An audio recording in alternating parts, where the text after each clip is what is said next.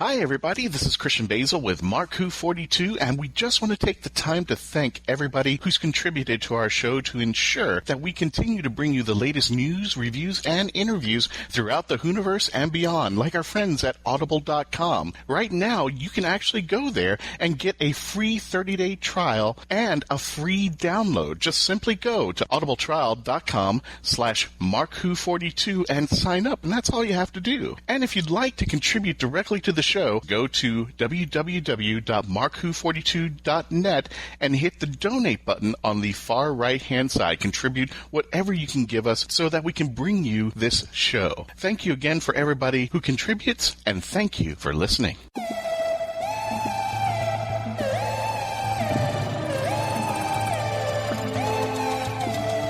Hello, this is Sam Stone. And David-J-Howe, and you're listening to Mark-Who42.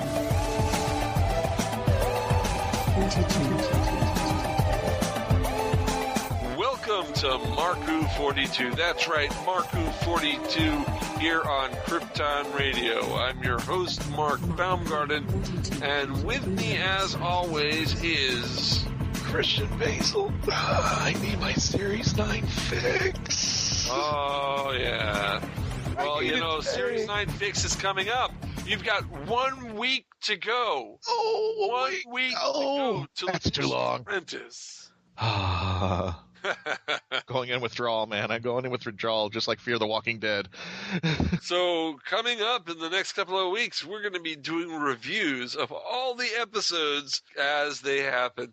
Today's show, we've got David-J-Howe and Sam Stone, who are writers. David-J-Howe has written books on Doctor Who, such as The Celestial Toy Room, which talks about merchandise of Doctor Who. He wrote it a while back. There have been editions that they've been redoing with newer stuff. He's written a lot of other books. He's also the head of Telos Publications, which you can find at www.telos.co.uk. And Sam Stone is a writer, and she writes some great fiction.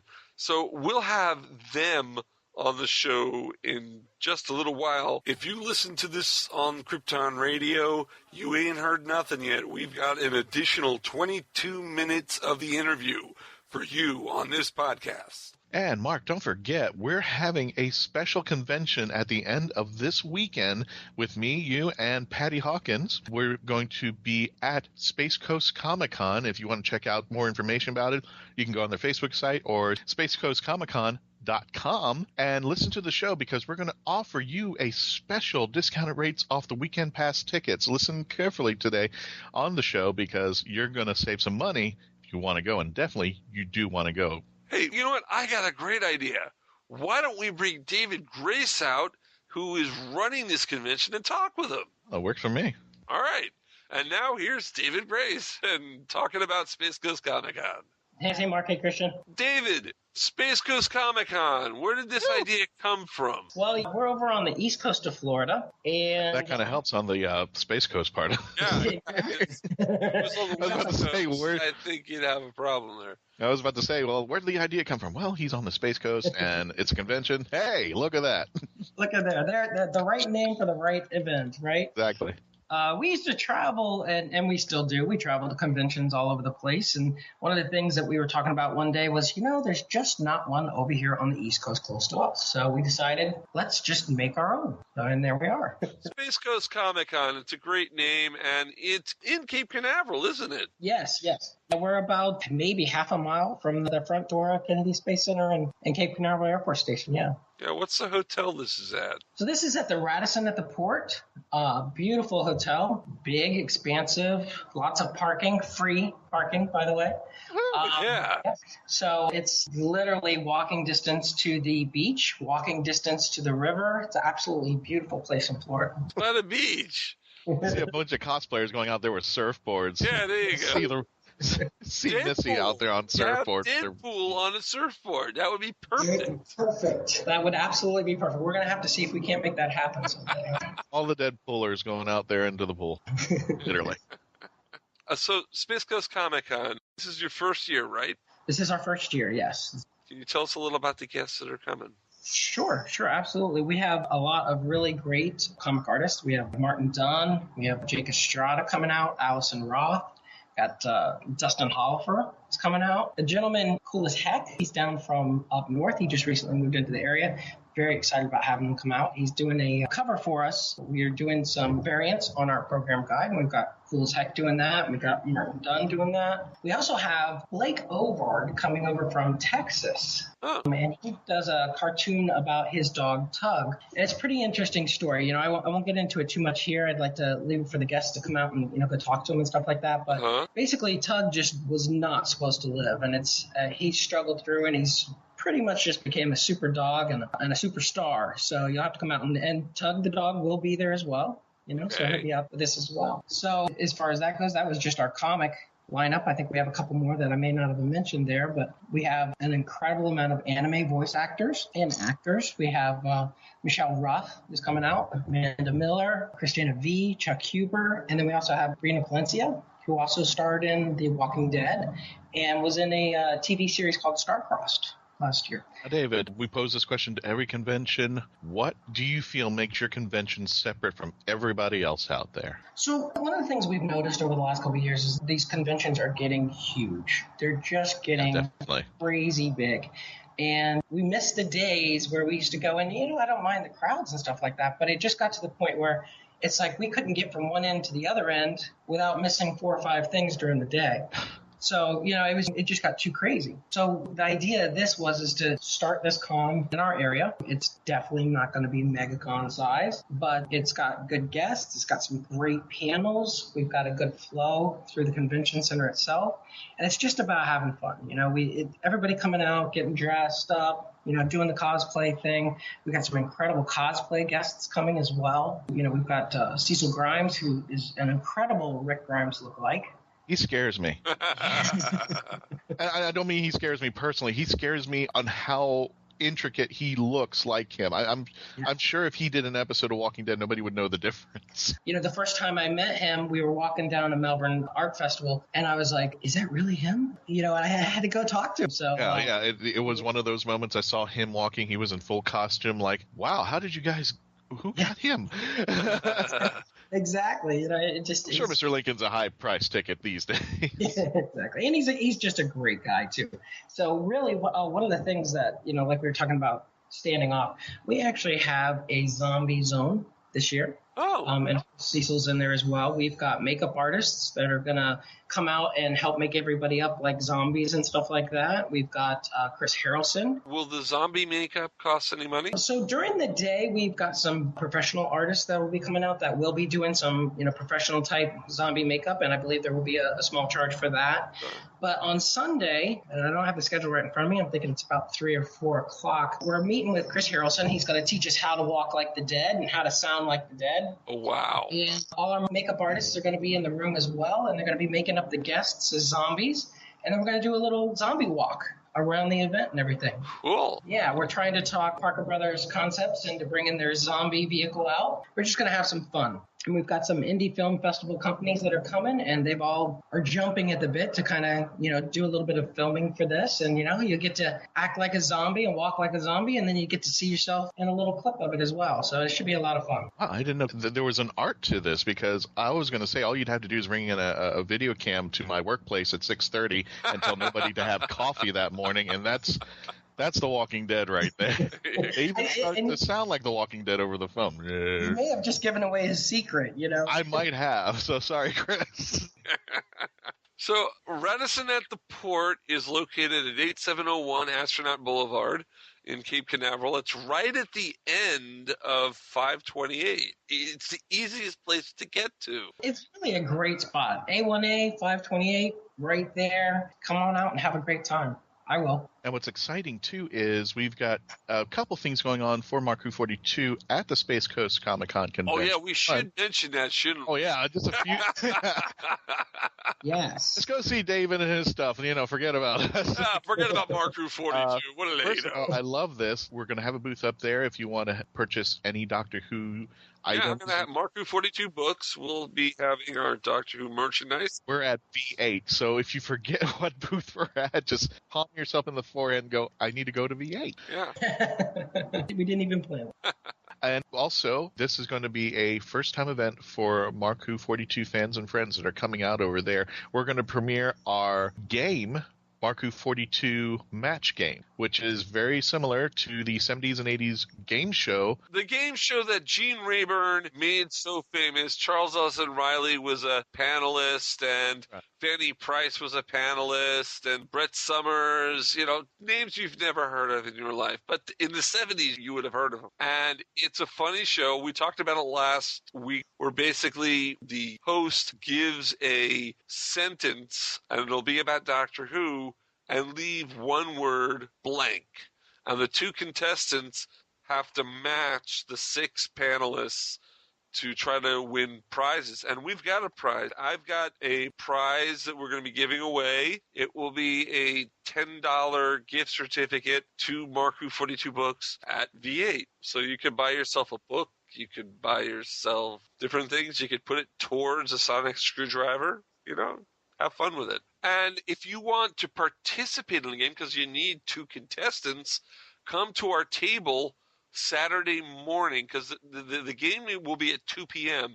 Come to our table Saturday morning. We're going to hand out tickets, and at the game, we will do a drawing, and the 2 people we draw will be the contestants. So definitely you want to come to our booth first, check us out, and we'll hand you the tickets for free. Just come up to the booth and participate in the event. And I think, if I'm not mistaken, David, that's Saturday at 2 o'clock. That is correct. Yep, we have you, and the schedule should be finalized. So the main there should be no change. Then on Sunday, we've got our Mark Who 42 panel, where we will be talking about Series 9 and a lot of other Doctor Who stuff. Because Series 9 starts real soon, doesn't it, Christian? Oh, yeah. It'll be the following week as soon as we get there. So we're going to be geeking out a lot about Series 9, what has happened, what is going to happen, what should happen, and you will get to give me a take on how we interact with each other and how we talk about it and become part of the panel and the discussion. It will be interactive, so we will be asking you, the audience, questions. Geek Out Who style this weekend, and plus other styles, Walking Dead, and a lot of other cosplay artists and such like that. A special shout out to Katie Cat, my good friend, who's going to be out there, and I think she's with a group out there, but you can check out Katie Cat at her Facebook site. She's very, very well known for playing Batgirl. She's going to be out there. I'm not even sure if Katie will actually be in her Batgirl. She is part of our steampunk area. So she may be made up as a steampunk character. So, yeah, we don't know.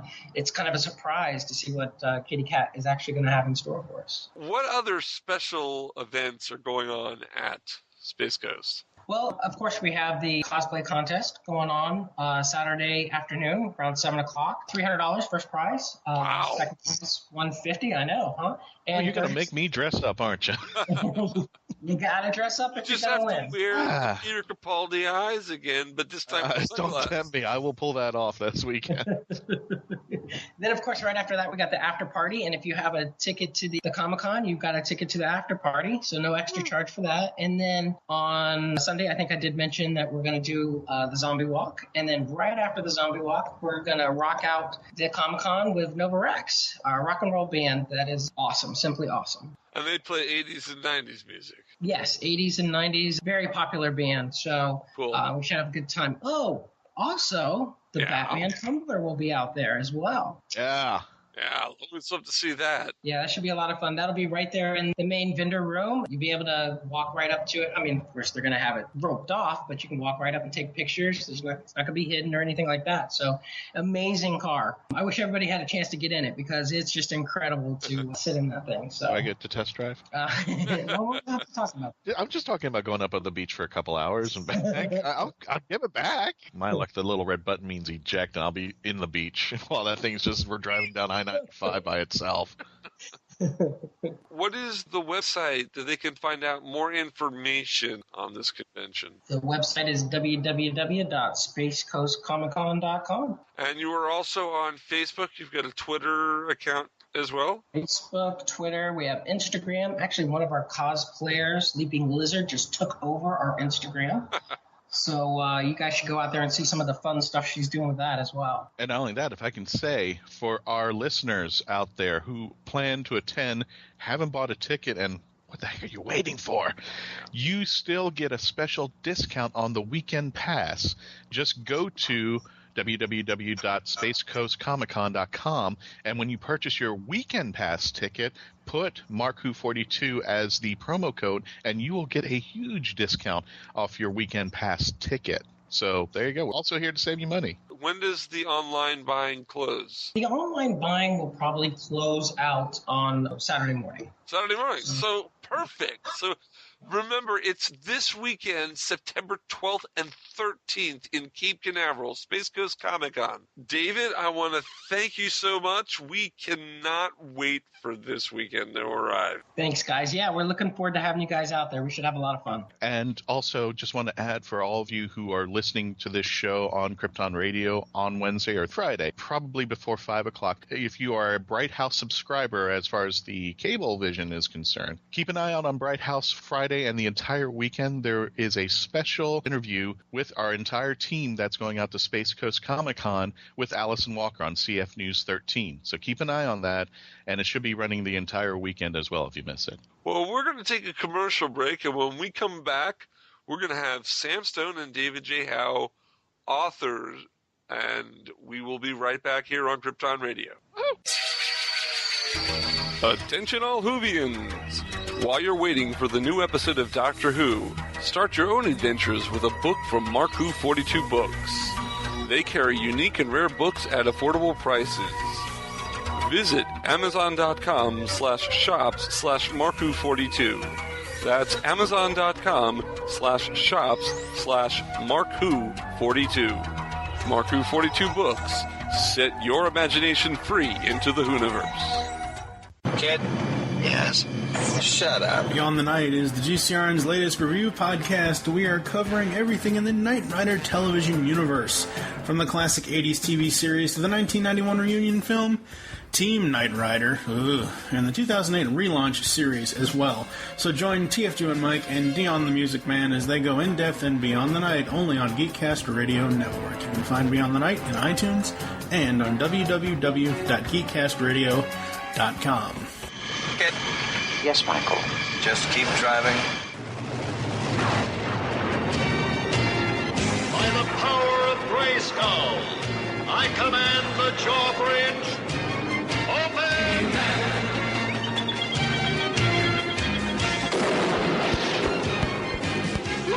The Powers of Grayskull series will cover every episode of all 4 Masters of the Universe cartoons. Join Optimus Solo and myself, TFG and Mike, as we tell tales of Eternia, discover the myths of Etheria, become masters in space, and finally Masters of Grayskull. We'll have a commentary on the Secret of the Sword film and a few other special episodes. You can find this 125-episode-long podcast in iTunes and on the web at geekcastradio.com. By the power and honor of Grayskull, we all have the power. Hurry, Skeletor, hurry! I am hurrying, Hello, this is Sam Stone. And David-J-Howe. And we're from Telos Publishing, and you're listening to MarkWho42. That'll confuse people. Welcome back to MarkWho42, the Doctor Who online radio show. I'm your host, Mark Baumgarten. With me is Christian-basel, and we've got a very special interview today. We've got 2 interviews. We're doing 2 interviews at the same time. I'll charge extra for that. We have for you David-J-Howe and Sam Stone from Telos Publishing, which is a very eclectic publishing company. They used to do Doctor Who novellas, and they have a lot of other stuff. Hi, guys. Hi. Welcome to Telos Publishing. Telos Publishing. I wonder where that came from. Yeah, I wonder where. I can't imagine. It's quite an interesting little story. How long have we got? Way back in the dim and distant past, when men were men. Not that far back. Blue fairy creatures from Alpha Centauri were blue fairy creatures from Alpha Centauri, and when the internet was merely half of its present size. You guys probably remember that, or perhaps you don't, because you're probably so young you weren't born. There was a big push for everyone to kind of buy their own domain names. That it was about 1996, 97, something like that. Yeah. And everybody was getting their own domain names. It was like, oh, if you don't get your name, it'll be gone, you know? So you'll probably find there's a www.boumgarten.com or something, which is there is. some kind of... It's not me, but I think there is, yeah. Yeah, you know, everybody kind of got their own. So I was no exception, and I basically looked and I thought my column in Doctor Who magazine that I had way back in the day was called How's Who. So I thought, that's quite nice. I'll buy howswho.co.uk, and it was available. So I thought, oh, that's fantastic. I'll get that. Thank you very much. So I got that. And then I started to look to see what else might be available. And it was like Doctor Who. No, it's gone. Dalek, gone. Cyberman, gone. Gallifrey, it's gone. TARDIS has gone. Skaro has gone. Telos. Oh, Telos is available. Good Lord, I thought. And I thought to myself, with no foreknowledge whatsoever that I might have any use for this, I thought, well, I'll just buy it. It was about £10 or something for 2 years. So I thought, I'll just buy telos.co.uk. Why not? You know, it might come in handy. So I bought the domain name. And then what happened? It was a number of things happened simultaneously. I'd been doing a lot of work for the British Fantasy Society, publishing books for them and various additional publications and chapbooks and novellas and what have you. And on the television around 1999-2000, there was a show on Channel 5 called Urban Gothic. Yes, I remember that, actually. Oh, you remember it, but I was going to say no one's probably heard of it, but it was a fantastic little half-hour horror show, which was every week they'd show a half-hour kind of horror film, and it covered zombies and vampires and ghouls and all sorts of stuff it was covering. I absolutely loved it. So me being me, I got in touch with the production company and said, hey, I love what you're doing. Could I do a book on your show? And they were like, oh, yeah, of course you can. Yeah, that'd be great. So we thought, well, let's do like an urban gothic anthology. We'll kind of novelize 3 of the stories and get 3 original stories in and do that as a book, and it'll be fantastic. So that was kind of bubbling around in the background. At about the same sort of time, I got the idea that it might be nice to do some Doctor Who novellas. All these novels were coming out from Virgin or the BBC or whoever it was. I'm very familiar with those books, as you know. Those books. The New Adventures, The Missing Adventures, all that kind of stuff. So I thought it might be nice to do something shorter, novella-length fiction, because I love novellas. I always like the shorter form. I think you can do so much more with it. So I, being me, I just wrote to the BBC and said, would you let me do some Doctor Who novellas, please? And here's my pitch, and this is what I think we could do, and this is how we could put it all together. And much to my amazement, the BBC came back and said, well, yes, you can. We will license you to do Doctor Who novellas. And when I picked myself up off the floor and dusted myself down, the next thing they said was, but we will only license you if you are a limited company. We won't license you as an individual to do this. You have to be a company to do this. At about the same time, this Urban Gothic anthology, I got the contracts through from the Urban Gothic production company, and it was like, whoa, my word, this is complicated. This is hard stuff. And it was quite hard to do the anthology as the British Fantasy Society because the BFS, it kind of had no real standing, if you like. I mean, it's not a charity. It's not an incorporated body. It's just a group of fans who love horror. So it didn't really have any legal standing per se, but this contract needed all sorts of legal representations and all sorts of stuff to sort of try and protect the rights, as it were. So long story cut slightly shorter, the simplest way of dealing with it all was to set up a limited company. Obviously that would then allow me to do the Doctor Who's, it would allow me to do this Urban Gothic, and it could be done as a BFS sort of joint production. So then there was the question, obviously, well, what do I call my book publishing company? And well, hey, I've got a domain name. Maybe Telos would be a good name. So of course it was. So we set up Telos Publishing. I brought Steve Walker in to run the company with me because I knew that Steve was actually at the time working for the British government, dealing amongst other things with small company legislation. So he knew everything there was to know about companies and how to set it up and the accounts and everything. And of course we were good mates anyway. He's totally awesome. It's totally awesome, Steve. Yes. So I got Steve on board to kind of help me run the company, and thus was Telos born. And you may say, why Telos? Well, obviously I was looking for Doctor Who names, and I'm a Man fan, and so Telos was there. But also what we found was I think Telos.com was owned by a Greek chap, and it was his name. Oh. Because it means the end in Greek. Does it really? Yeah, it does. I didn't know that. And I think there's a Telos is also the name of some kind of operating system. I can't remember. I don't know the details. I'm not technical enough, but it's a bit like Java or something. There's a thing called Telos, which is an operating system. So there's also that there. But no, so that's where Telos came from. It was like the Doctor Who novellas set up to do that and to do the Urban Gothic book. And as it happens, the Urban Gothic book was the first book that Telos actually published as a company. So that was kind of cool. cool. That is cool. I just think I like the fact that you can buy your own fictional planet for £10. It's great. That's all you pay. That's Except for Pluto, that's only 8 because that doesn't really count as a planet anymore. It's tremendous. Poor thing.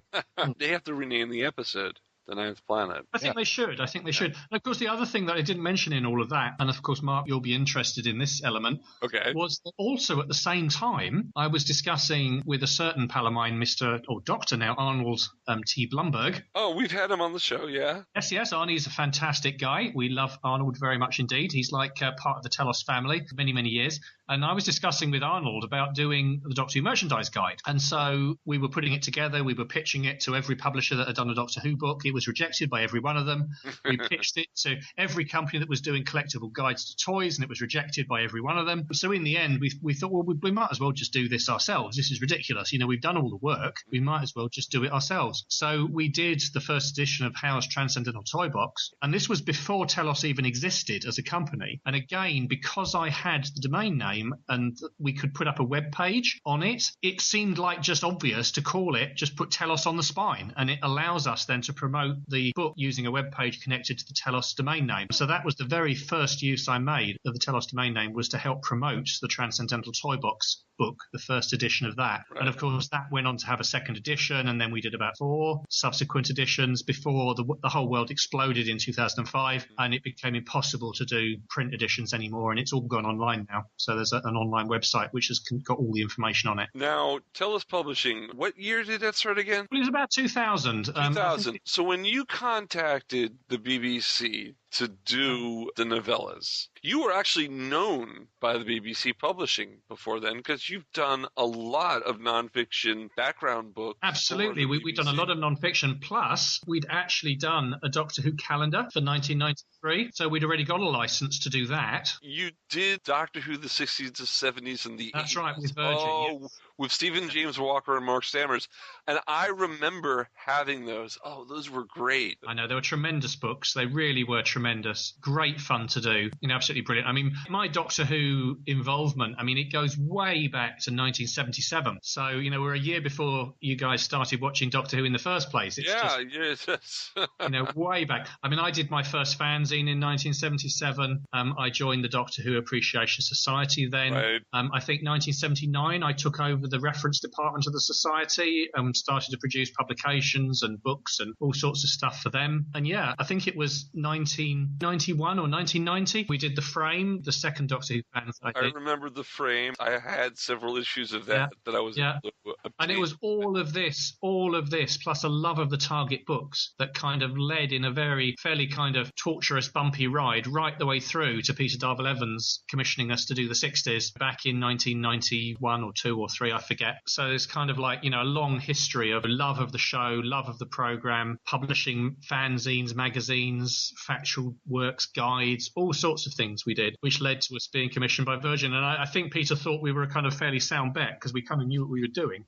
You did. We've been talking to you, David, but we've been leaving Sam out of it. Yeah, Hi, Sam. Hi, ladies first, actually. I was enjoying listening anyway. She does exist. Sam. Just a of my imagination. Sam, can you tell us a little about yourself? Well, I'm Sam Stone, and I write. That's not David's fault. Wake up! Wrong. Wake up! I've hardly spoken yet. You're going to get so bruised later. I'll shut up. I'll be good. Oh, my wine glass is broken. You better go and fix it. You better go and fix that. All right, I'll be back in a moment. Next episode of Mark Who 42, the separation of Sam Stone and David.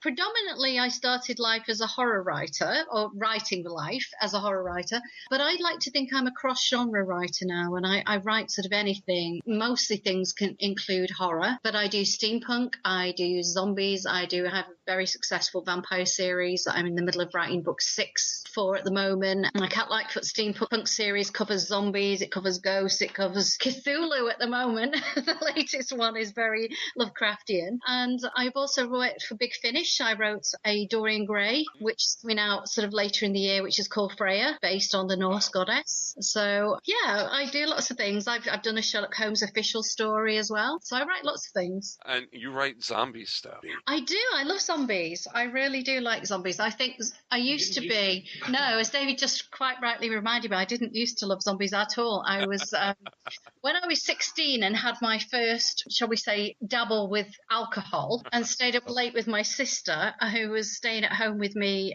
while my parents were away, we all got a bit drunk and watched a few zombie movies, one of them being Zombie Flesh Eaters, and I think the other one was Zombies Dawn of the Dead. Oh, lovely.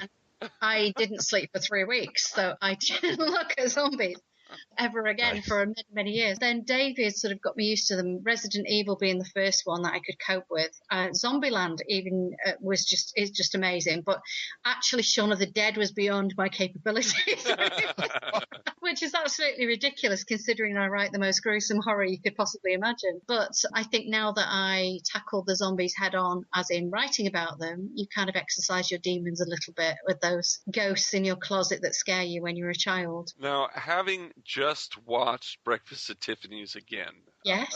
You wrote Zombies at Tiffany's. I haven't read it yet. I want to read it. Can you tell me a little about it without spoiling it? Sure. I mean, Zombies at Tiffany's is kind of, if you take Breakfast at Tiffany's and mix it with Shaun of the Dead and put it in a Victorian steampunk New York, then what you've got there is something that is slightly black comedy, but also very serious. It's kind of got some homages to the Breakfast at Tiffany's film in it, so some character names, some of the slightly similar plot lines, but not the same. It's a completely original story, but I use sort of inspiration from those things to create it. Yeah, I mean, that makes sense. What happened was that almost the title came first. Yes, it did. I think we were at an event or something, and I don't know, I said or Sam said or something, it's like, Zombies at Tiffany's. I think it was you said it to me, actually, because David does this. He comes out with lots of inspiring things. All the way while the book was writing, we were singing that song, by, was it called Big Green something, Deep Green something? Breakfast at Tiffany's, the song. Yeah, I said, what about Zombies at Tiffany's? Yeah. That was going through my head the whole time. So, that was the inspiration. Yeah, but it's not like Pride and Prejudice and Zombies, where, they've taken the Jane Austen novel and basically told exactly the same story, but with zombies. That's not what Zombies at Tiffany's is. It's a completely original story. It just riffs on the title and some of the characters and themes within it. Yes, and my heroine looks like Audrey Hepburn, but in the sort of 1861, because it's set in the American Civil War. So I had a lot of fun looking at the history of it, because I love history. So the heroine's called Cat Lightfoot, and in Breakfast at Tiffany's, she's called Holly Golightly. She's called Holly Golightly, and Cat Lightfoot has a cat called Holly in the book. George Pepper. George Pepper is that's perfect. Oh, George Pepper. Rather than George Peppard. And it kind of riffs on names. We have a lot of fun with it. And it's also got a little bit of, do you guys remember the old Roman Polanski film, Fearless Vampire Killers? Yeah, I love that movie. It kind of riffs on that a little bit as well, with a sense of humour. There's a Jewish zombie in it who I'm reading this book. Don't spoil it. Well, he'll only eat kosher. So, perfect. So go for that if he's a zombie. Think about that one. That's perfect. Yeah. So we're having a lot of fun with it. It was great. It's had some brilliant reviews. I was very happy. And so when I wrote that book, which was meant to be a one-off, we just realised, and Telos Towers realised that actually we could do a lot more with this. So I sort of pitched it, because David is my fiance. I don't pitch to him, so I pitched to Steve Walker. So if I'm going to sell anything to Telos, I go to Steve, and Steve does say no to me. Believe me, he does. So I sent him another synopsis for the second book, which is Cat in a Hot Tin Airship. Oh! Yes, it is. Cat in a Hot Tin Roof meets Woman in Black. I like these titles. Yeah, just wait, there's more to come. And then the third one was What's Dead Pussycat? Oh! And you've got to go, what's dead, pussycat? Whoa, whoa. Yeah. Oh, yes. Oh. These songs will never leave my head for the next 3 months at least. Tom Jones is going to sing that in Las Vegas next week. I think he'll be a zombie by the time So the new book, you may have missed it in there, is Cat of Green Tentacles. Anne of Green Gables? Yes. Oh, okay, I got it. I wasn't, because I'm a guy. I did not read that book, so I. No, neither did I. Yeah, because I'm I didn't get that right away. That's good. We have a lot of fun with them. And poor cat Lightfoot goes through lots and lots of stuff. And funnily enough, I suggested, I think, Lightfoot as a second name because I quite like Lightfoot off of Talons of Wen-Chiang. Jago and Lightfoot. So it kind of comes from Lightfoot. So that's where all of those kind of steampunk adventure novels are coming from. Is that kind of well of sense of humour and popular culture mixed in with zombies and vampires and gargoyles and demons and all sorts of cool stuff and ghosts. But obviously you mentioned zombies, so I've also got a very, very dark science fiction short novel which is called The Darkness Within, which is zombies on a spaceship. But it's not as glib as that sounds. It's not for the faint-hearted, that book at all. No, it's very horrible indeed.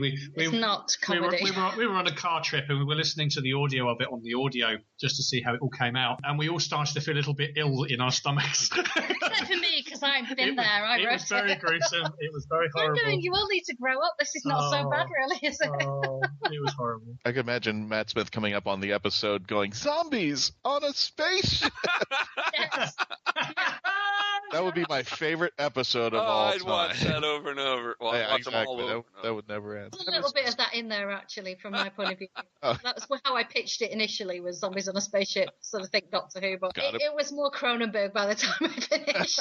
Sam, I have a question for you. Since you're such a big zombie fan, what do you think about the evolution from the days of George Romero to what we've got now in the present day with like movies like Warm Bodies, Walking Dead, and Resident Evil, as far as explanations and the way the stories now go around the zombie apocalypse idea? And I guess World War Z, you can throw that in there too, since Peter Capaldi was in it. I've always thought of vampires as being, because I write about vampires and zombies, vampires to me are the evolution of humanity, and zombies are always the devolution, which we tend to represent within our film and media. However, I think it's very interesting, as you mentioned, Warm Bodies, how that they've done that in the reverse in a way. The story plot behind that one is about humans becoming desensitized and becoming isolated and then becoming zombified because they lose touch with humanity. Which is what happens to us when we are on the computer all day long and we're not talking to It's a great we call it Facebook. Yeah, I'm not into romance stuff, to be fair, but I actually do really love that film. Yeah. I think R is a great zombie. Great. R is a great zombie. It's great performances. It's great idea. I know it's basically Romeo and Juliet, but with zombies. But I actually think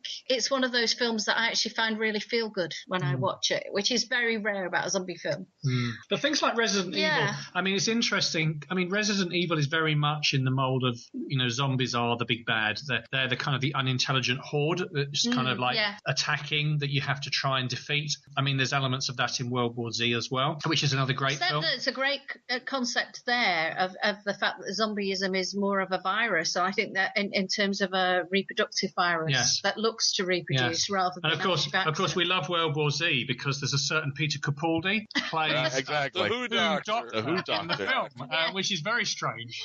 Very funny. And it was just actually before the only reason why I watched that movie. I thought that was cool. I thought that was cool. It's very cool. It's very cool with kind of like afternods and stuff. It does all link, doesn't it? But we love the zombie films, and I think to some extent there was an evolution, a change. Even you mentioned the Romeros there, but of course that was 1969 was Night of the Living Dead. But before that we had things like White Zombie, where the zombies weren't even dead; they were just kind of controlled humans, right? Where through voodoo or through whatever nefarious drugs or whatever Bela Lugosi would wield, the zombies are not really zombies at all. If you look at a film like The Omega Man, is that Charlton Heston? Yes, Charlton Heston. Brilliant. Yeah. A film I really love. But again, it's full of these zombies that aren't really zombies at all. They're just kind of humans that have intelligence and can communicate. So to some extent, there hasn't really been like a devolvement or an evolvement of zombies. It just depends on the film franchises that you kind of follow through. Even in Romero's work, you get Night of the Living Dead, where they are flesh-eating creatures that have come back from the grave, fairly obviously. By the time you get to Day of the Dead, they kind of got intelligence. Yes, is it Bub, the zombie in that film? Which has got intelligence and can work things out. And these kind of ideas kind of progress further forward. And it is fascinating to see the way that it kind of manifests in all manner of different films. I mean, you could even look at something like Ex Machina or The Machine, these AI-type, robot-type films, where the protagonist is some kind of unintelligent thing that is brought back to life, which of course echoes Frankenstein. And you get these echoes and ripples going through the films and the ideas and the concepts over and over again, and it starts to become fairly hard to distinguish between them. And I know, coming back to Arnold, we talked about Arnold Blumberg. I mean, he's doing a new version of his fabulous Zombie Mania book, and even when we did that edition with Telos, it was quite hard to say, well, what is a zombie film? What makes a film a zombie film? You know, and when is it not? It's becoming harder and harder to kind of pull the two apart. But I found that really fascinating, to be honest, because I love to cross genre. I just love to see that mix of ideas, because I think that's what really gives us all a creative upsurge, and we create something different by mixing things. In your vampire book, Sam, you've got also the idea that, you know, sometimes a vampire's bite will create another vampire, but sometimes it will create some kind of slavering, revenant, unintelligent creature. That's right, because I played around with zombies in my vampire series as well, particularly on book 4 and 5, where I create revenants. They're kind of a different branch, because the whole series is about the vampire gene and the genetics that create the vampires. They're very hard to make. These people have to come from a certain bloodline, a certain genetic makeup, before they will actually convert or change into a vampire by the vampire's bite. But there is a close family that can also change, that they discover in 4 and 5, that actually go the other way, so they become more zombie-esque. But there's some tremendous scenes in Sam's first novel, Killing Kiss, where the lead vampire, Gabriele Caccini, is trying to create a partner for himself because he's lonely. And you would be. You live forever, you get lonely. You know, you want to create a friend, a partner. So he keeps meeting these girls, and he keeps trying to convert them to be a vampire, and he loves them, but every time he bites them, he kills them. So you get this amazing kind of dichotomy in the novel of, I love you, but either I'm going to lose you because you're going to die, because I live forever, or if I try and convert you, you may die as well, and I lose you that way. And can you imagine what that does to a guy? It's kind of quite horrendous, and Sam deals with that in the novel, and it's very, very accomplished and very emotional, the novel, because of these things and these ideas that she's playing with in it. I like to think very deeply about everything I do, even if I'm exploring steampunk, which is a bit more fun, like Zombies at Tiffany's. There are deep levels within that book which explore the idea of war and what it's like to be a soldier in that situation. I won't tell you more without spoilers, but we're looking at spoilers, sweetie. Spoilers. Hi, sweetie.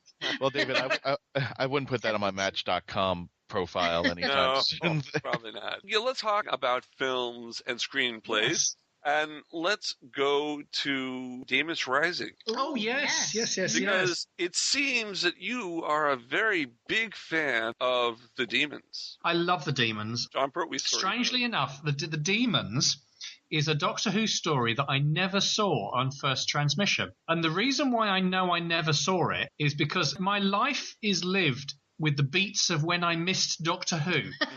It's kind of quite horrendous. I remember vividly not being able to watch The Ice Warriors because my mum wouldn't let me watch it. My younger brother was 3 years younger than me. He was able to watch it. I remember racing back on a holiday in Cornwall to watch an episode of The Ambassadors of Death, because we had to get back to watch The Ambassadors of Death. It was brilliant. And I remember that we were on holiday in North Wales and The Demons was not on Saturday nights, because I didn't know back then in the day that it was actually transmitted at a different time in Wales to the UK. So I missed some of the Demons on first transmission, but it's one of my favourite stories. I absolutely love the Demons. So when Keith Barnfather, who runs Real Time Pictures, came to me and said, David, we want to do another drama. We need some ideas and stuff. So what can you come up with? The Demons was one of those things that was an obvious to pick on. Plus, we had a relationship with Barry Letts, so we were able to get the rights to use everything, which is obviously quite important. So we kind of came up with this idea for Damon's Rising. Now, it was a very, very low budget film. I've got a feeling it was. Yes, it was. I could tell it was. It was. But I've got a feeling it might have cost no more than about £10,000, which is nothing.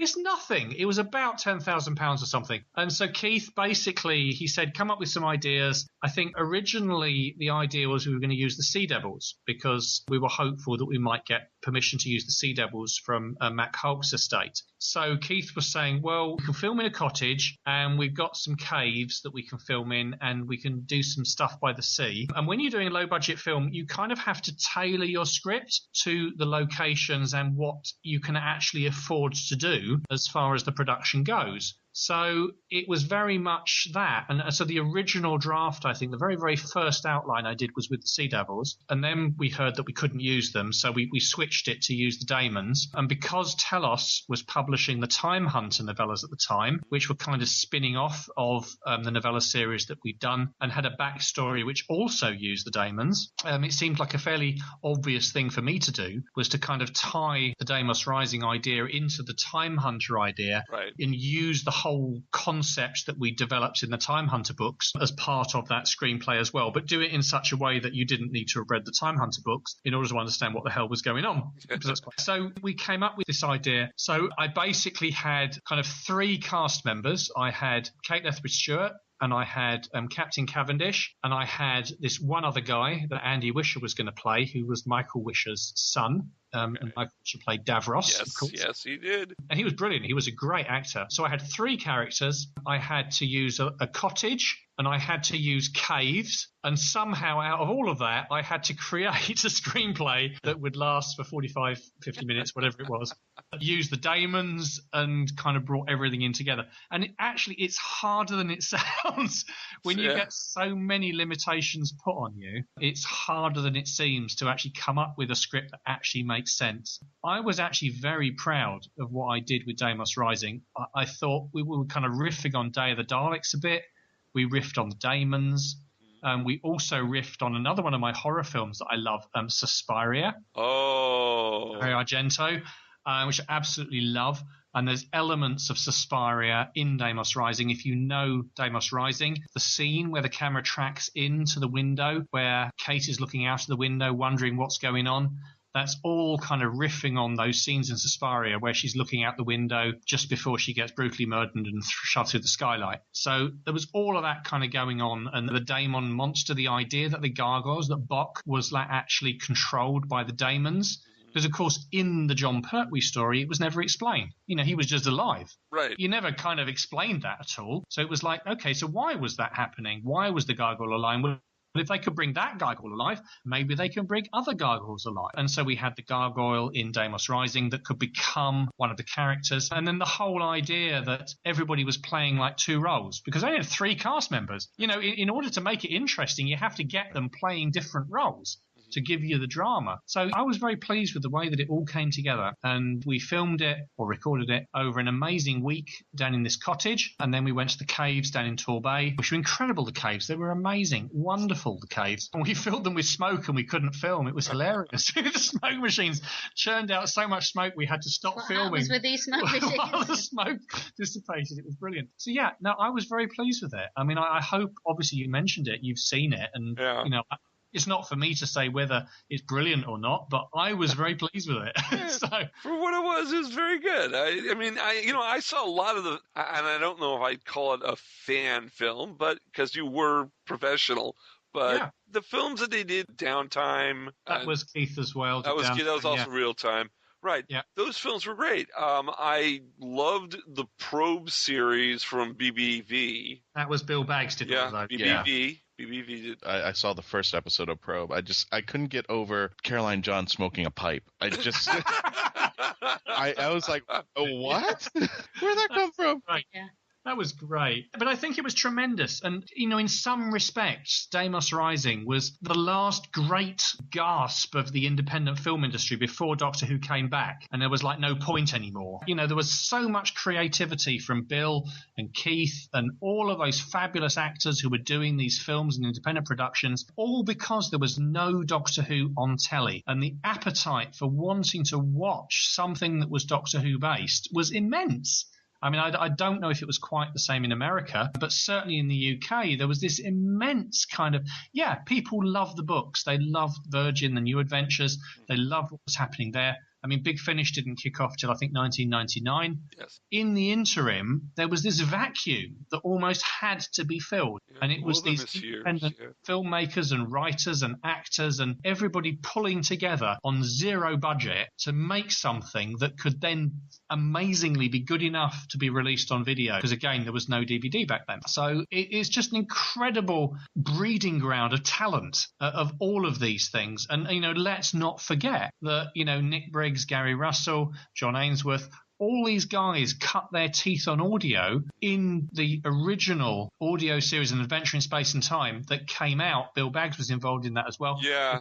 Finish even took off. So there's got to be like a training ground for all of this. And it's the fanzines, it's the independent productions, it's those are the areas that breed the talent that then goes on to do amazing things in the future. And you have to look at things like Telos, look at Big Finish, look at even the BBC DVD releases, and you find people who are fans that have been doing this for years, like Steve Roberts, Mark Ayres, Paul Venices. Absolutely. These incredible fans with incredible talent that hones their skills on all of this kind of independent stuff, so that when the opportunity came to work on the professional stuff, they were there ready and knew their stuff. And it's incredible. I mean, I have no idea whether any other fandom has spawned such a generation of creative talent as Doctor Who has. It is absolutely extraordinary. It really is.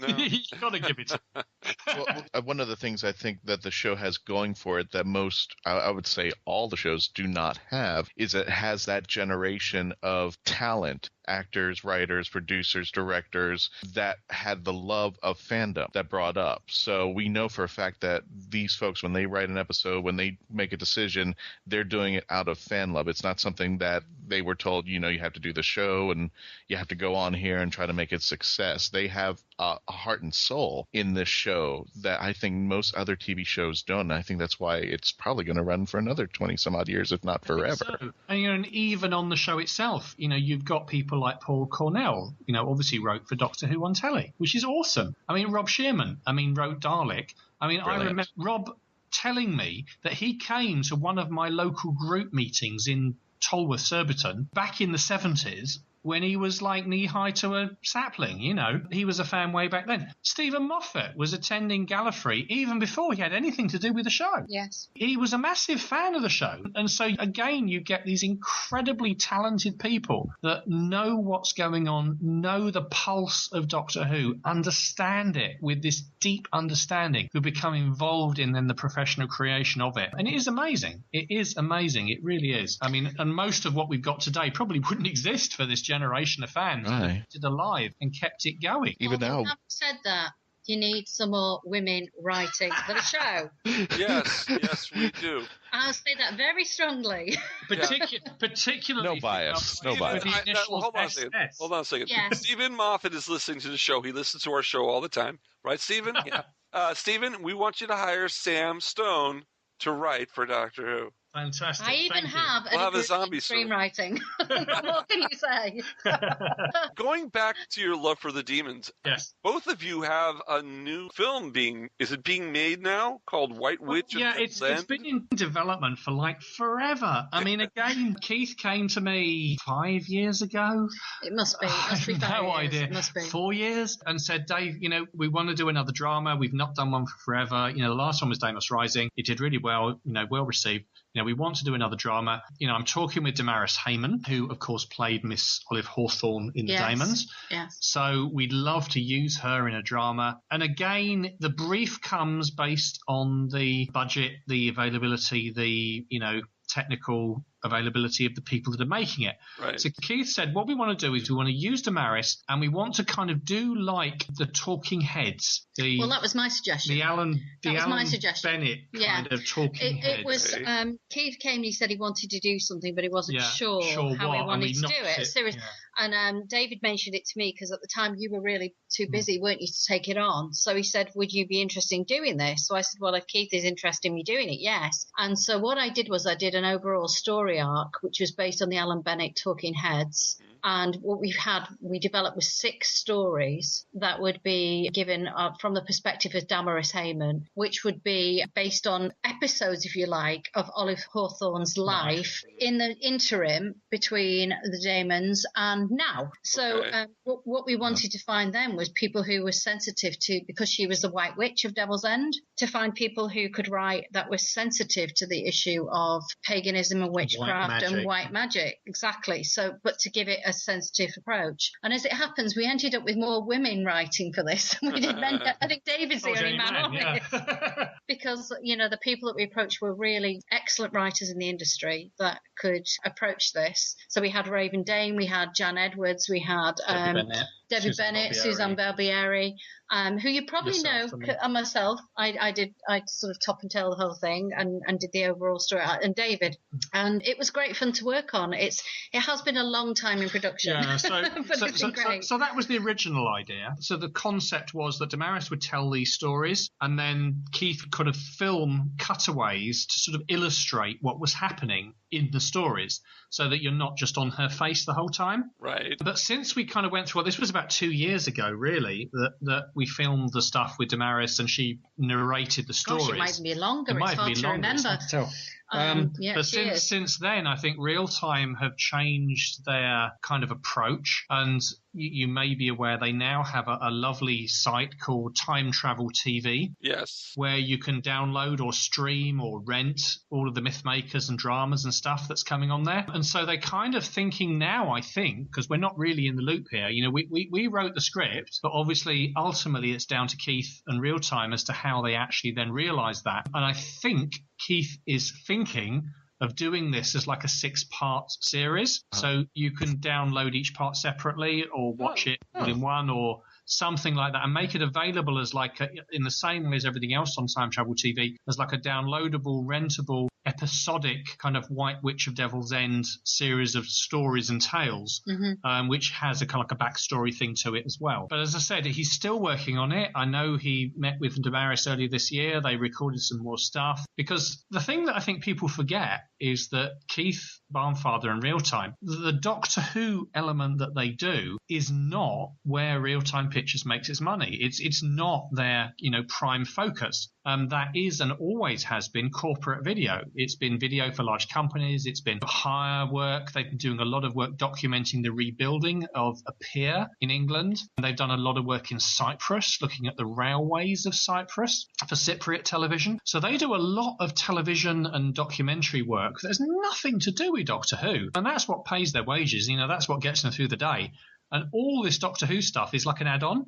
It's like stuff that they do because they love it, not because it pays their wages, yeah? So that's why a project like White Witch of Devil's End can end up taking 4, 5, 6, 10 years to realise, because it has to be fitted in around everything else they're doing. You know, it's fairly obvious. But, you know, I admire Keith's determination. I think he's an amazing producer and editor. I think he gets the absolute best out of the material and the funds that he's got available. You know, and we're really looking forward to seeing White Witch, you know, seeing how it all turns out in the end. But we don't know what it's going to end up looking like. Yes, because I was liaising a lot with Damaris at the time as well, because I had to speak to her, because a lot of her own ideas went into that. She is herself a kind of a White Witch. Yeah, she really does believe in, you know, mystical things. And so her and I saw very eye to eye on it, because I'm a Reiki master and I'm very into spiritual things. And so I rang her and had several conversations with her about how she wanted it to work. And I think it was really interesting to bring the actual actor into that, because I think that the whole thing was going to look amazing when we see it eventually. And I do want to see it soon. Yeah, we'd love to. We haven't seen any footage yet. We'd love to see it. We'd love to see it. It's going to be great. It's going to be great. So watch out for that when the guys at Real Time eventually I think it was worth the wait. Yeah. I really believe it. I really believe it.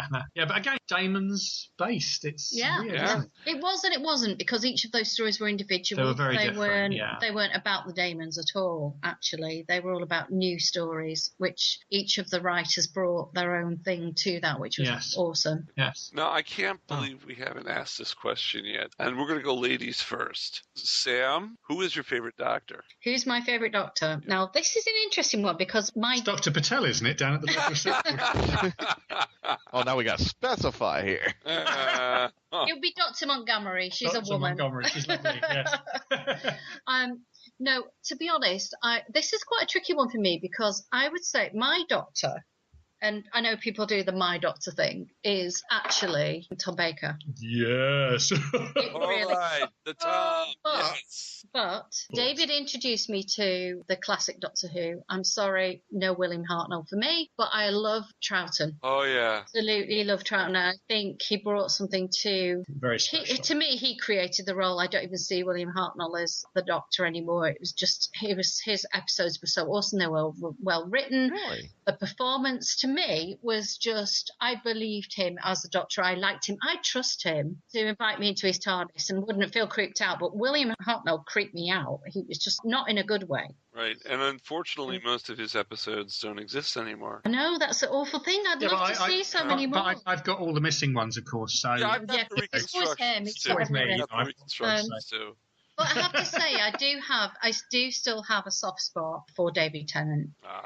Because I really liked Chris Eccleston when he brought it back. I was very disappointed that he didn't have longer. Because being from Manchester myself, I completely get where he's coming from. All planets have a Manchester. Everybody else might have a north, don't they? Do they now? And being from the north myself, I completely get where Chris Eccleston's coming from. But it's a shame that he didn't carry on. But I think that Tennant, we've been rewatching a lot of stuff recently because David has been working on a new book. Oh, I shouldn't have said that maybe. Woo, woo. Well, no, this is the... No, we're not going to talk about that. We're not going to talk about that. But we have been rewatching a lot of the episodes of the new series, and Tennant, he's just awesome. He makes me cry. I believe. We watched the other day Wars to Mars, which actually is, to be honest, one of my very, very favourite episodes anyway, because written by the amazing Phil Ford. And every episode he writes is just amazing as far as I'm concerned. He's God. Now, how would you think about this? Because we were actually talking discussion. Most likely he's probably not going to come to the TV show, but do you think maybe in 5 years, and one of our co-hosts, Patty-Hawkins, thinks that this might be come to its fruition, that Chris come back and finish his term in the Big Finish audio? I'd love it. Because he doesn't have a problem with Big Finish. He has a problem with the BBC. I think sooner or later, Big Finish are going to get the okay to do Chris Eccleston, David Tennant. Well, they've got to. They've got to, because they're bringing in Unit. They're bringing in the new monsters. They're already starting. It's going to happen. Yeah. It's not Big Finish. It's the BBC. You know, they have strange ideas about all sorts of things. And, you know, as soon as the BBC thinks, oh, yeah, that's all right, they'll do it. And, of course, they will. They'll do it eventually. I think some of the reason why I love Tennant and Eccleston so much, though, is because Russell T Davies's stories were just, the whole thing was just so amazing. Their stories were brilliant. They were tight. It was written well. There was no nonsense. There was no convoluted story, plot lines. They were really good, tight, entertaining, action-packed fiction, which I really enjoy, and were, to me, what Doctor Who was about. They gave me a thrill when I watched them. I can't say that about the later series, but I'm not going to say any more. You even got a reference in one of your vampire books, haven't you? I have. Which one is that? Because I maybe have a few in there. It's in Hateful, is it? Is it the end of Hateful? Oh, yeah, the end of Hateful Heart, yeah. We said my vampires time travel, so one of my vampires gives the other vampire a mini TARDIS and says, maybe we should do it this way next time. Or words to that effect. I can't remember exactly. All right, David, favorite Doctor. I can only take a guess on this one.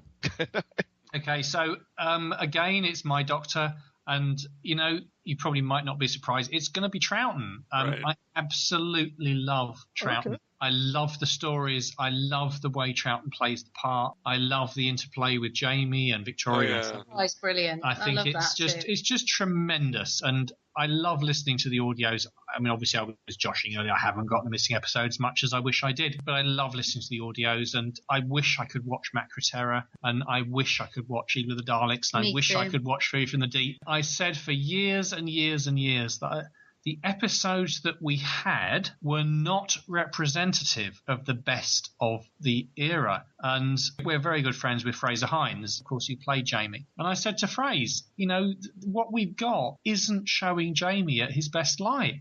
You know, there's some incredible material in Macra, in Evil, that you just do not see. And I was obviously over the moon when Enemy of the World and Web of Fear were returned, and we finally got to see these. Yeah. And, you know, lo and behold, they were as good as everybody said they were. And in fact, you know, Enemy of the World was a revelation. It was just so much better than anyone thought or expected it could be. Enemy, I absolutely love. It's my favourite Troughton one. Enemy, without a doubt. See, for me, Web of Fear just blew me away. It absolutely blew me away. It's just incredible. I still say that there are episodes of Troughton that we haven't got returned, which just wipe the floor with anything that we've seen in the last 10 years.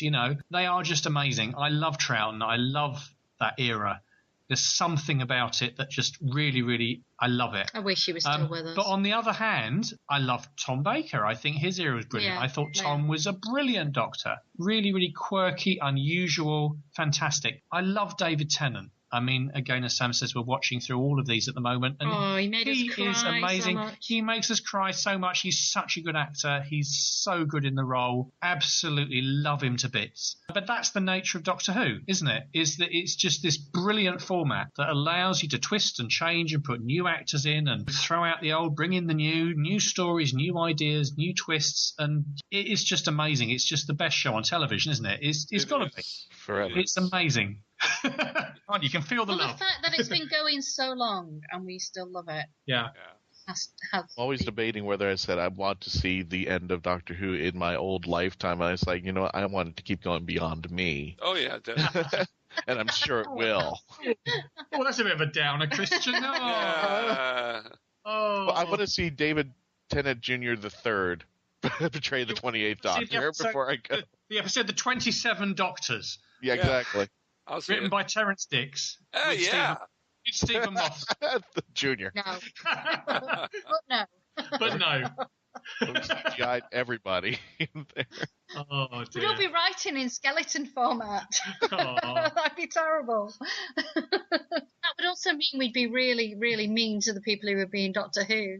They'd have to all get used up quickly and sent away. They'd have one line each. Yeah, and I'd like them to last a bit longer. That's the thing. As part of your growing love with them is like Matt Smith. I mean, he was a bit, ooh, what the hell, when I first saw him. But actually, I grew to love him. I thought he was great. Yeah. But it's really fascinating, sweet, isn't it? Because we also love Colin Baker, and Colin is just such a lovely man. I love Colin. He's a wonderful, lovely man. And Peter Davison, too. They're just incredible. He's a sweetheart. A sweetie. They're sweethearts. They're lovely. And, I was so pleased they got to do that, not the Five Doctors. Or that was brilliant. Five Doctors-ish or whatever it was called. Five Doctors-ish reboot. What do you think I have to be honest, I enjoyed that more than the episode. I got so much more out of that. I enjoyed the episode, and I loved to see Tom in it. It was wonderful to see Tom in it. The curator. Oh, it's wonderful. Yes. But I just, the Five Doctors-ish. Yes. Yes. I loved all the scenes with John Barrowman and his family in the car. It was just hilarious. It's just brilliant. Just a wrap-up question. Colin Baker came up on his own website about what happened with Doctor Who magazine and their polling of his episodes. How do you feel about that? Because I think, if anything, Big Finish redeemed that Colin Baker is a doctor, and given him the great stories, he would. I know where Colin's coming from. It's never nice to be kind of bottom of a poll, whatever that poll is. It could be best clothing worn by a doctor or something. It's never nice to come bottom. But it just seems like they were beating a dead horse over and over and over again when it comes to him. And well, perhaps. I mean, it's very, very difficult. I mean, we love Colin dearly. It's very hard. I understand where Colin's coming from. Me too. I mean, my personal opinion would be that, I think I put this on Facebook, to be honest, would be that, I don't know what happened, but if Doctor Who magazine had actually read the interview and realised what he was saying, they might have thought, well, perhaps it's not the best idea to put that in the same issue as our annual poll where he comes bottom. These things happen, though. But these things happen. They don't think. And I know that, Tom and Peter and everybody, Doctor Who magazine, they don't have like a nasty bone in their body. They're lovely people. And these things happen because of magazine production schedules, because of where do you put this and how do you do this, and in the madness of trying to get a magazine together, that this sort of thing can happen. It's a little bit kind of, mountains out of molehills. it's a little bit kind of, does it really matter? But I do understand where Colin's coming from. I do understand the magazine's position. I'm kind of right on the fence on this one, really. And it's like, well, yeah, it happened, so let's just move on, guys, Well, you actually write for Doctor Who magazine, don't you? Well, I do. I have done, yeah. And I kind of have every sympathy for them. I mean, that magazine is unique in the marketplace, I think. And I use the word unique quite deliberately. I cannot think of another monthly magazine which has the level of detail and text and articles and interviews and comment and review and comic strip and everything that goes into that magazine. I do not think there is another magazine like it on the market at all. If you go to your local newsagent, America, Australia, England, wherever, look at the magazines, you will not find anything that has got as much love and detail in it as Doctor Who magazine about a single subject. And unfortunately, the downside of doing that is that it takes so much time to get those words together, to get the pictures, the layout, the research, corralling the artists. Everything that goes into that every month is a punishing schedule. It really is. And so things are going to slip. Things are going to get forgotten. Things are going to get missed. I don't think they did it out of animosity at all. I don't think they did it. That's exactly. I think they just didn't know. I think that's exactly my point. I think that one of those things that happened. Right. And they just like, oh, well, we didn't, maybe we should rethink this. We didn't have somebody else read it. Again, hindsight is lovely. You can look back and you can say all sorts of things you could have done. But, you don't have time. It's just a nightmare trying to do this. So, my heart goes out to Doctor Who magazine. My heart goes out to Colin. It's not nice, but it happened, so let's get over it. Let's shake hands. Let's be pals. Let's all get back to loving the show, because that's really what all this needs to be about. It's all about loving the show. Yeah. And to be honest, I don't know how they can really do a poll on who's the best Doctor when it actually sometimes comes down to which were the best scripts that season. It can be a major problem on whether you like an actor or not. And it's comparing apples and oranges. I mean, the Hartnell show is completely different from what we've got today. So you can't compare the two. They're completely uncomparable. And we've always brought that subject on. If we were to put a William Hartnell episode on right now, would it survive? If we put a Tom Baker episode on, would it survive? If we put a Colin Baker on, if we put a Peter Davison on, or even Peter Davison himself, if he was still at the age he was and put him on the show right now with the cricket outfit, would it be successful as it is now? I suspect it wouldn't cut the mustard because it's changed so much. Yeah, you can't compare the apples to oranges. Some of the great stories of the past are brilliant. I love Vengeance on Varos. Yeah. I thought that's my favorite story. As a writer and a screenwriter myself, that I think you could put a Hartnell story up, and you could put a Troughton story up, and you could put Tom Baker, and you could put John Pertwee up, because, and they would stand. You know why they would stand? Because they are not relying on the overall story arc the way that the present Doctor Who does, which is something that if you look back at Star Trek, the original series, you could look into any episode of Star Trek and understand who everybody was without it relying on backstory. And this is a big issue of screenwriting that we've got now, that most screenplays and most shows that we're watching, they're great for the first 2 seasons. They all have individual standalone episodes, and then you get to season 3 and everybody's about their relationships and their angst and their past, and we lose the thing that we liked in the first place. Supernatural was a classic of that one, although it did redeem itself later on. Season 3 was weak because it ended up being about the backstory and not about the individual, let's go and fight some demons. The same with X-Files, the same with actually Buffy the Vampire Slayer. I was going to call it the Buffy effect. They mostly did okay, but they did have an overall story arc, but mostly every episode was about what demon they were fighting that episode. There was always a monster involved in it, and that was the thing that I really love about Doctor Who and about Buffy particularly, because Buffy's my big, if I get a duvet day, Buffy's what I'm watching. David's watching Doctor Who, I'm watching Buffy. So Christian, going on that subject, duvet day, what do you watch when you're lying at home sick with a little cup of chicken soup and feeling sorry for yourself? Doctor Who. Which one? Which one though? Which one? Any one of them. I don't have a bias or a preference. It really depends. Sometimes Doctor Who's one of those TV shows where if I'm flipping through the channels and it just happens to be on at some point, because now it's on 2 channels, on BBC America and Disney XD over here for the kids. So now I've started recording that. But I like the Matt Smiths. I do watch the Capaldis. It's just basically what's on sometimes. Fantastic. So Mark, so do you have one? No, I watch it all. I've got most of them, and I just put on whatever I want. Actually, I binge watching Humans right now. We love it. It's a great show. Yeah. Can't wait for season 2. Addicted. I was actually going to say a connection here for The Fifth Element was I actually saw of it because of Mac McDonald, who is actually from Red Dwarf, and that is my second to third favorite sci-fi series, if not my favorite. Red Dwarf is great. Because we realized yesterday that Mia from Humans, the Chinese actress, she's also in Waters of Mars. Gemma Chan. She was. She plays Mia. And hold on. And her character's called Mia. The father was in Unicorn and the Wasp. Right. We didn't spot that one. He was Golightly. I didn't realise. So for me, you see, if I'm feeling really ill and I've got man flu, which is of course, as you guys know, is the worst illness that you can possibly get. Yes. Do you get man flu when you? It's so bad.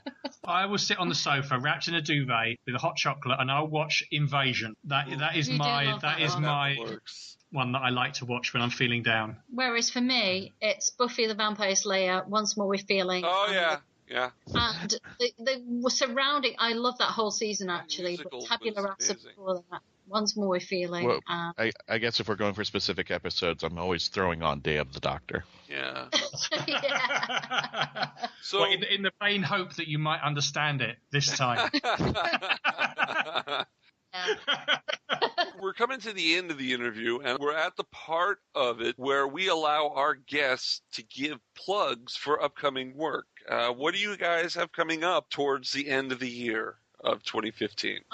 Towards the end of the year, I'm hoping to have my second. I've written a sci-fi fantasy, sort of portal fantasy horror series called Jinx Chronicles. The first one was Jinx Town, which was out at the beginning of the year, or rather last year. And this next one is hopefully going to be out in time for Long Island 2 and for Chicago TARDIS when we're there as guests. Wow. So I'm hoping it's written. I'm just waiting for it to get through the production process of being published. And then hopefully Cats of Green Tentacles is out. It's going to be out at the end of this month. It's being launched in Lincoln over here in the UK. So that'll already have been out by the time we're talking and they're listening to it. Possibly, but maybe Jinx Magic might not be the second of the Jinx Chronicles. But then after that, in sort of January, we're hoping to launch J.D. Jewel, which is what I'm working on at the moment, which is a 6 Vampire Jean novel. So that's for me. What about you, David? I'm kind of working on a new kind of project at the moment, Doctor Who thing, but I don't know where it's going to come out or when. I think I need to kind of cover the new series when that starts whenever that is, end of August. September 19th. And then in Telos, we've got lots of stuff coming through, really. Loads of things. There's some more kind of historical fantasy novels that we've got coming. I know we've got a book about some classic movie horror stars like Lon Chaney and Peter Lorre and Robert Quarry, people like that we've got kind of coming up. Should be out by the end of the year. I'm not quite sure when at the moment, though. And then we've got lots of other stuff as well that we're kind of progressing with. But as I said, I tend to lose track of it all a little bit. I know, me too. We've got this massive publishing schedule. I think we've got about 60 books to publish still in the next months. I'm not sure. You can get these at telos.co.uk. That is correct. Thank you. Yes, that is where you can go to find out all about them. There's also a Facebook page for Telos where, again, we try and post covers up and stuff like that. So I think we did a reveal of Cat of Green Tentacles recently. And then we're republishing all 6 of Sam's vampire novels as well. So they're going to have all new covers. So they're looking fantastic at the moment, which we're developing with the artist at the moment. So J.D. Jewel will be launched hopefully in conjunction with all of those coming out. With all of those. There's lots and lots of stuff coming through. It's really good times. Now, if you want to go to Sam's website, she has it at sam-stone.blogspot.com. Oh, sam-stone.com will take you straight. Will it take you there too? Yep. Yeah. Okay. And David's got howswho.co.uk, HOWESWHO. Yeah, I just posted today a big review of Fringe, which we just finished watching. What did you think of that? It was great. We did enjoy it, but I think it goes a little bit off the rails a bit. It does that thing that we were talking about earlier about the third season. It loses its way a little bit, I thought. But it's all about the backstory. I could have done a big review, and it was quite hard to do because it's such a complicated series with so much detail in it. It's definitely worth watching if you've not seen it, Fringe. It's great characters, great stories, good ideas. But sometimes it needs a little bit of perseverance just to get through the seasons. And you know what? I just realized, and we don't have time to talk about it, but I'm just going to mention it, Doctor Who Toybox.co.uk, where you can find out about all the merchandising of Doctor Who. Isn't that right? That's right. That's the kind of the online home now of the Toy Box project, and we're continuing our vain effort to get everything that's ever been produced on there. I mean, at the moment, it's almost impossible because there's so much coming out that we just can't keep up with it. It's ridiculous. I mean, Hot Topic in the USA produces about 50 new T-shirts every week. It's just insane. Don't they? There's no way we can keep up with it. It's just insane. No way. So we try. We try. Right. Well, David and Sam, I'd like to thank you very much for appearing here on Mark Who 42. It's been awesome. Oh, that's been great, Mark. Thank you for inviting us. Wow, I'd like to once again thank David J. Howe and Sam Stone. That was a great interview. Christian, where should people listen and look out for us? Definitely, they want to listen to us on www.mark42.net, and they can also listen to us on Krypton Radio at kryptonradio.com, just like the planet Krypton. Which they're probably doing right now, or maybe they have already done it. That's true if you're actually listening to this, but if you're not, and you want to listen to us for future episodes, and you just want to catch up, check that website for not only to listen in, but to also see times in your area when we premiere. We are on 4 times a week, every week, with a new episode. Yeah. You should also go to our Facebook site, Mark Who 42, and tweet us at Mark Who 42. A lot of Mark Who 42s going around there. We're international now. We're taking over the world. Slovakia, thank you for listening. I don't diss my friends in Slovakia. I don't glad they're diss my listening. friends either. I like my friends in Slovakia. Thank you for listening.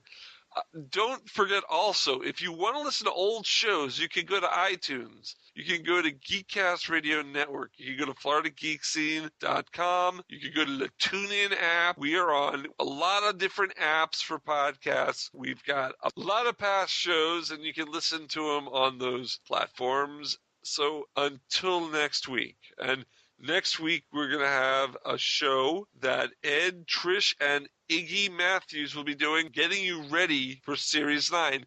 Because Series 9 is in a week. Series 9 is in a week. Yeah. So until then, so long from us. Alonze, and bye.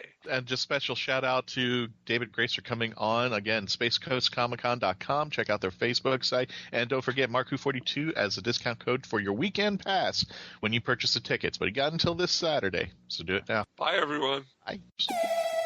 This is Sam Stone. Hello, sweeties. Goodbye, sweeties. See you again. I've told you not to do that, Sam. That's very embarrassing. And this is David J. Howe. It's been absolutely amazing being on Mark Who 42.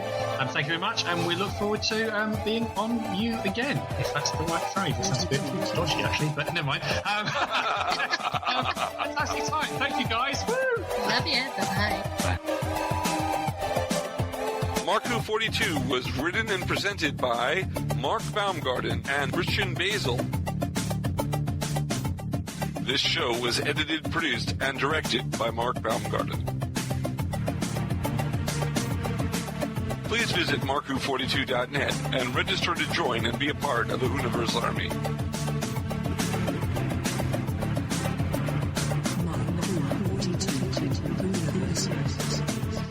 We can be contacted by email at mark@markwho42.net with the subject line ?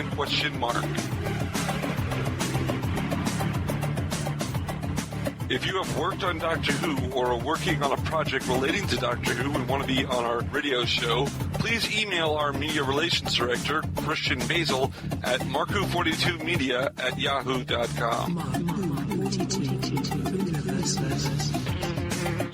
Doctor Who and its properties are owned by the BBC, the British Broadcasting Corporation.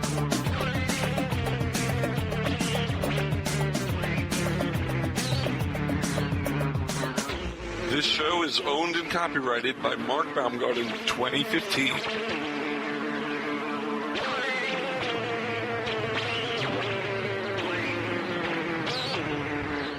You're listening to Krypton Radio.